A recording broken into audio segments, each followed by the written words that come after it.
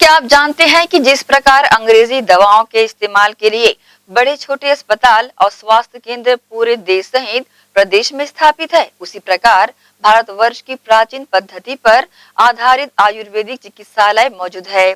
परंतु ये आयुर्वेदिक चिकित्सालय प्रचार प्रसार के अभाव में वीरान पड़े रहते हैं। आप सभी ने छोटे बड़े दवाखाने, क्लिनिक और अस्पताल तो देखे होंगे, जहां हर बीमारी का इलाज आज आधुनिक मशीनों और तकनीकों से किया जा रहा है। लेकिन क्या आप जानते हैं कि भारत की सबसे प्राचीन पद्धति से संबंधित आयुर्वेदिक चिकित्सालय भी संचालित किए जाते हैं और ये आयुर्वेदिक चिकित्सालय केंद्र सरकार द्वारा पूरे भारतवर्ष में चलाए जा रहे हैं।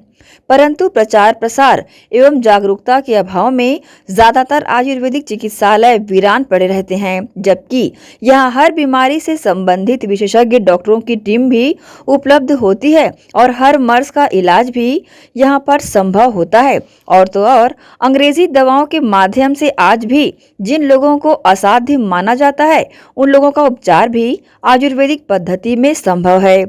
हाँ, ये बात और है कि इस पद्धति में थोड़ा समय ज्यादा लगता है और आज इस भाग दौड़ भरी जिंदगी में आम इंसान के पास समय की कमी है। बीते कोरोना काल में भी आयुर्वेदिक पद्धति ने इस महामारी से लड़ने में अपनी काबिलियत सिद्ध की है। बावजूद इसके जानकारी होने पर भी लोग आयुर्वेदिक चिकित्सालय से दूरी बनाना ही ज्यादा पसंद करते हैं। कुछ बड़ी और गंभीर बीमारियों का उपचार आयुर्वेदिक पद्धति में काफी आसान और कम खर्च में हो जाता है। हाँ, कुछ दवाइयाँ थोड़ी सी महंगी जरूर है। दुर्ग के चंदखुरी में राजीव लोचन आयुर्वेदिक चिकित्सालय मौजूद है और यहाँ लगभग प्रतिदिन 150 लोगों का उपचार किया जा रहा है एवं आयुर्वेदिक औषधियाँ भी उपलब्ध कराई जा रही है।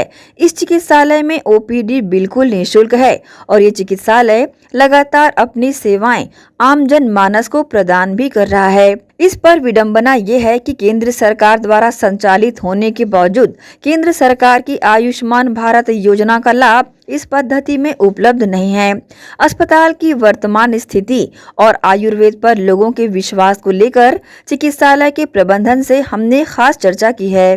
जिनको जल्दी किसी को सर दर्द है तो जल्दी चाहता है कि जल्दी ठीक होके मैं जल्दी जाऊँ। आयुर्वेद में थोड़ा सा डिले हो सकता है, ये इसका वजह है। लेकिन लोगों में रुझान आ रहा है धीरे धीरे आयुर्वेद के प्रति। नहीं, पेशेंट तो हमारे यहाँ आते हैं, लेकिन अभी क्या है कि वर्तमान में जो कोरोना का काल है, कोरोना काल के कारण ही थोड़ा पेशेंट कम हुए हैं और भीड़ भाड़ हम लोग खुद भी नहीं चाह रहे हैं कि एक इंस्टीट्यूशन है तो ज़्यादा भीड़ भाड़ हो और फिर डिसीज इन्फेक्शन बढ़े, इसलिए थोड़ा सा पेशेंट कम है। बाकी जब नॉर्मलाइज होता है तो उसमें पूरे पेशेंट रहते हैं। नहीं, आयुर्वेद हमारी 5000 साल पुरानी चिकित्सा पद्धति है और इस देश की पद्धति है, तो लोगों का रुझान तो बढ़ ही रहा है, बच्चों का भी रुझान बढ़ रहा है आज के डेट पे और धीरे धीरे लोगों में भी अवेयरनेस आएगा इसके प्रति। ऐसा नहीं है कि बिल्कुल नहीं है, आज के डेट में भी है। चिकित्सालय को अपलेटेड ही नहीं किया है। तकलीफ ये है, पूरे देश में हमने एक आरटीई लगाया था जिसमें हमने पूछा कि भाई जो हमारा इंश्योरेंस वाली जो चीज़ है ISI, उस पर भी कोई आयुर्वेदिक अस्पताल एफिलेटेड नहीं है। इसी है नहीं, पूरे भारतवर्ष में नहीं है जी। मतलब ये दुर्भाग्यजनक बात है। सर, मैं तो यही बोलना चाहूँगी कि अवेयरनेस की कमी है लोगों में। हमारा जो स्टेट गवर्नमेंट का बोले या ये लोग बोलते हैं कि हमारा स्टेट हर्बल है, लेकिन इसका सही यूटिलाइज या बोला जाए दोहन वो नहीं हो पा रहा है। लोगों के पास टाइम की कमी है या फाइनेंशियल का एक प्रॉब्लम होता है।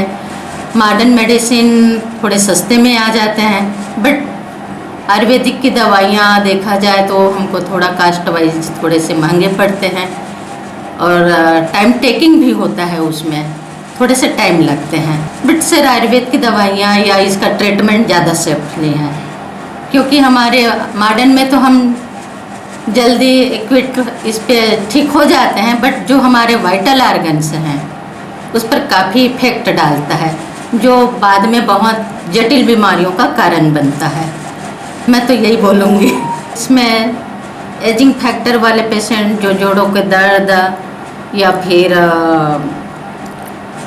आज के डेट में देखा जाए तो लोग ज़्यादा डिप्रेस हैं, तो उनके पेशेंट, खान पान, हमारा जीवन शैली हमारी चेंज हो गई है। लोग अपने दौड़ते भागते जीवन में मतलब कि ज़्यादा व्यस्त हो गए हैं, तो उसके कारण काफ़ी डिप्रेसिव पेशेंट भी आते हैं, या हेयर फॉल को लेकर हमारे पास पेशेंट आते हैं।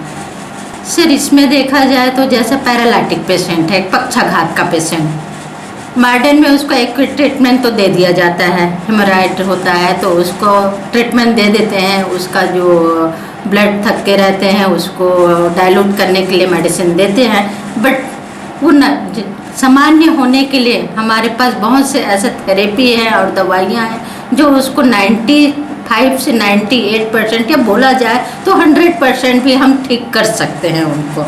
आमवाद की बीमारी है, रोमेटाइटिस है, जिसके पास अभी तक मॉडर्न में कोई ऐसा दवाइयाँ आई नहीं है जिसको पूरा क्योर कर सके वो। लेकिन मैं तो यही बोलना चाहूँगी आयुर्वेद का वो पनाह लें और एक बार ज़रूर आकर देखें। मैं बोलती हूँ कि उनको 95% तक उनको आराम जरूर मिलेगा। एक समय था जब पूरे विश्व भर में सिर्फ आयुर्वेद ही अपनाया जाता था और उस समय इंसानों की उम्र काफी लंबी भी हुआ करती थी, और आज अंग्रेजी दवाओं के इस्तेमाल के बाद भी इसके दुष्प्रभाव से इंसानों की उम्र घटती सी जा रही है। अंग्रेजी दवाइयाँ हमारे बीमारियों पर जितनी तेजी से असर करती है, उतनी ही तेजी से इसके दुष्प्रभाव भी हमारे शरीर को खोखला करते जाते हैं। इसलिए आज ये जरूरी है कि हम भी भारत की प्राचीन पद्धति पर भरोसा करें और आयुर्वेद को अपनाएं। ग्रैंड एशियन न्यूज़ के लिए संतोष शर्मा की रिपोर्ट।